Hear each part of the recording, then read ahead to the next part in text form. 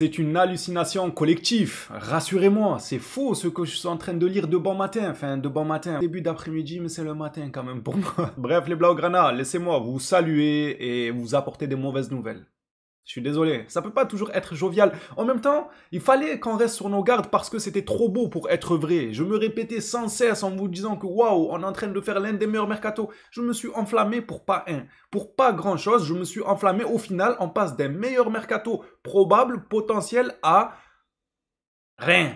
À part Juan Garcia, rien. Le retour au 1-1, c'était officiel. Au final, je ne sais qui dit non, ce n'est plus officiel. Nico, on sait ce qui s'est passé. Luis Diaz, on sait ce qui est en train de se passer. Aujourd'hui, les nouvelles sont très mauvaises à son sujet. Bref, les Blaugrana, vous le verrez durant cette vidéo actualité. N'hésitez pas à soutenir la chaîne avec un petit like, un petit abonnement. C'est tout ce qui reste de bon, j'ai envie de dire. C'est mon seul espoir maintenant ce mercato, c'est qu'on ait cherché les 80 000 abonnés ensemble. J'ai plus d'espoir sur le marché. Je suis dégoûté. On passe de...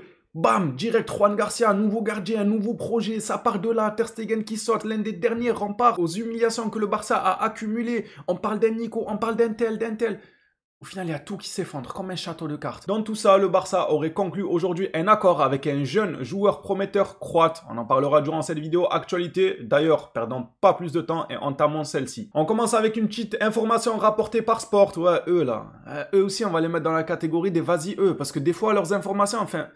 Plus que des fois même, hein. Ebrahim Diarra est actuellement en France où il suit un plan d'entraînement spécial élaboré par le club pour être prêt pour le début de l'entraînement avec Flick le 13 juillet. Lui aussi, jeune joueur très prometteur, hâte de voir ce qu'il donne. On nous le vend comme quelqu'un d'assez spécial à son poste, assez polyvalent, qui peut tout arracher selon certains médias. J'ai hâte de voir ce qu'il donne et on lui souhaite le meilleur. Fabrizio Romano confirme que Peña va bel et bien quitter le FC Barcelone. Iñaki Peña va quitter Barcelone et évalue désormais ses options. J'ai tendance à croire qu'on a commencé avec un énorme pic durant ce mercato. Avant même l'ouverture officielle du mercato, on avait déjà enrôlé les Juan Garcia, tout ça, comme vous savez. Le fait qu'on a commencé très fort en avance sur quasi tout le monde, je me suis dit attention à pas trop se laisser aller et que ça fasse l'effet inverse, qu'on se retrouve à courir après le temps. Là, avec ce que je vois ces derniers temps, j'ai l'impression qu'on rentre dans cette ère-là. C'est pas encore, les gars. La vérité, on a encore un peu de temps, mais j'ai drôlement l'impression que c'est en train de prendre cette tournure-là, où le Barça avait largement le temps de bosser tranquillement, tout ça, petit à petit, et la tendance est en train de s'inverser. Peña n'a encore pas quitté le Barça, alors que depuis la fin de la saison, on savait qu'il devait quitter le Barça. Il attend quoi? Pablo Torre, pareil, accord avec Mallorca, Nanani, Here we go, tout ça. Il attend quoi? Bon, apparemment, c'est fait, mais même des officialisations, on veut que ce soit Peña, que ce soit Torre, que ce soit d'autres joueurs qui sont sur le départ. Ça tarde, on est en train de traîner là, faut pas que le temps joue contre nous. Passons maintenant à une officialisation, enfin, j'ai envie de dire, même si bon, c'est tech, mais enfin quand même. Prolongation de tech jusqu'en 2027, c'est officiel. Regardez qui est de retour du côté de la Catalogne. Romeu, le CRS en personne. Il a vu que c'était tendu un peu le mercato cet été, il est venu prêter main forte en tant que garde du corps, les gars. Regardez-moi ce CRS, les gars, sa tête là. Oriol Romeu sera présent dimanche pour la visite médicale car son avenir n'a pas encore été décidé. Quand on parle de son avenir, ils sont là en train de nous dire qu'en gros, ils hésitent dans quelle caserne l'envoyer. Ouais, c'est un militaire. Ils hésitent entre la caserne du Nord ou la caserne du Sud, l'Ouest, Est. Ils savent pas encore. On aura la réponse très bientôt probablement. Matt Moretto confirme qu'entre Araujo et la Juventus, il n'y a absolument plus aucun contact car certains ont tendance à affirmer l'inverse en nous disant que, comme on le sait, la clause d'Araujo s'élève à un montant de 60 millions et ce jusqu'à mi-juillet vers le 15 juillet approximativement. Apparemment, il y a des clubs qui sont en train, en sous-marin, de discuter d'un certain accord. Matt Moretto nous dit qu'il n'en est rien, clause ou pas clause. Pour l'instant, il n'y a plus rien en termes de contact entre le clan de la Juventus et le clan d'Araujo. N'oublions pas qu'après le 15 juillet, la clause de Araujo passera de 60 millions à 1 milliard. Vas-y, c'était marrant à l'époque, on savait rire. À l'époque, on savait rire. Quand on a mis la clause de 1 milliard, on a mis la clause à Araujo.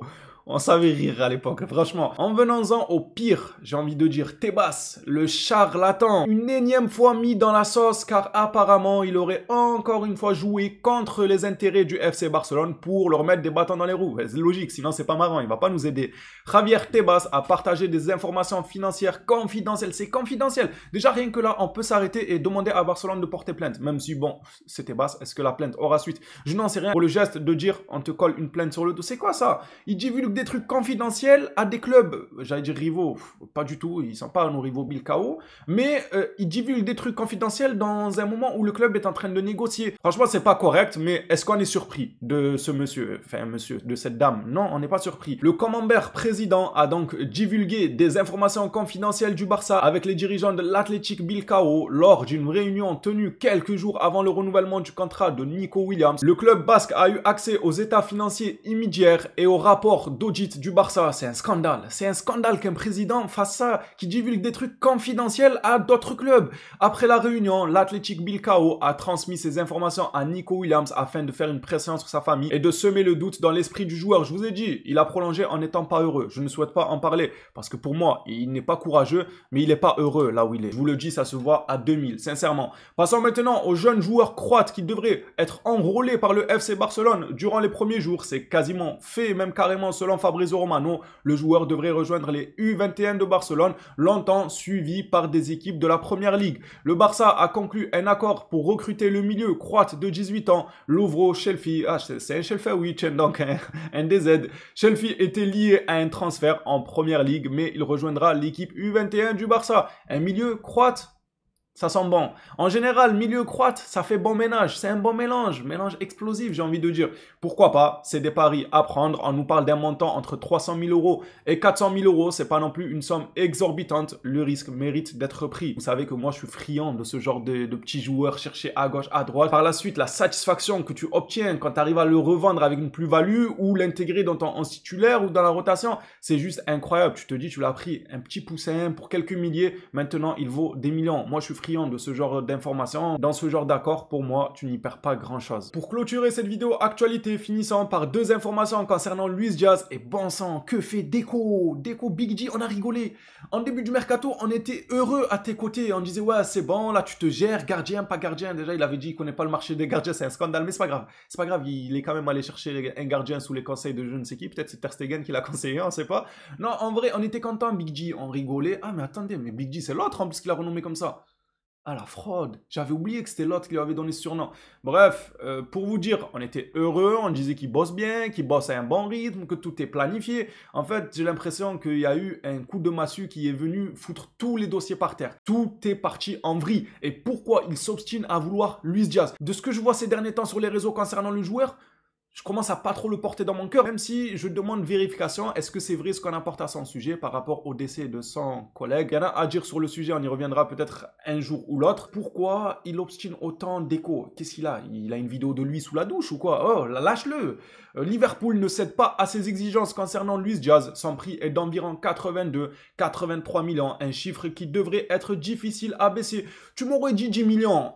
Ok, mais 83, comme dirait Mbappé, tu lui aurais dit 10 millions, d'accord. Quand même, 83 millions, abusons pas. 50 millions, affaire conclue, on n'en parle plus. Maintenant, si vous voulez plus, Deco, s'il te plaît, gère-toi et un peu d'amour propre. Donne un peu d'intérêt à des Rashford. Va nous chercher des Nousa, là. Je vois que la piste est en train de grandir petit à petit. Va nous chercher d'autres joueurs, quitte à échouer. Ma parole, que je préfère échouer en misant sur un joueur avec mon amour propre, en me disant, ouais, c'est moi qui a choisi ce joueur, que de tenter le tout pour le tout sur un joueur qui ne montre même pas réellement son intérêt de vouloir aller à Barcelone parce qu'on nous dit qu'il a un accord verbal avec le Bayern et Liverpool ne veut pas baisser son prix. Bref, le contexte fait qu'il y a tout qui joue contre toi. Mais toi, tu t'obstines quand même à aller vers cette piste. Au bout d'un moment, il faut lâcher prise. Lâche prise, c'est quoi? C'est un pitbull ou quoi? Il veut plus lâcher. Depuis qu'il a Luis Diaz en tête, il nous parle que de ça matin, midi, soir. Pour terminer cette vidéo actualité et la conclure en beauté avec ce communiqué qui, j'espère, va faire ouvrir les yeux à Deco parce que là, on marche sur la tête. Le journal AS rapporte que l'agent de Luis Diaz fait pression pour inclure une clause d'indemnité qui obligerait le Barça à payer une somme importante si le joueur n'est pas recruté. Voilà,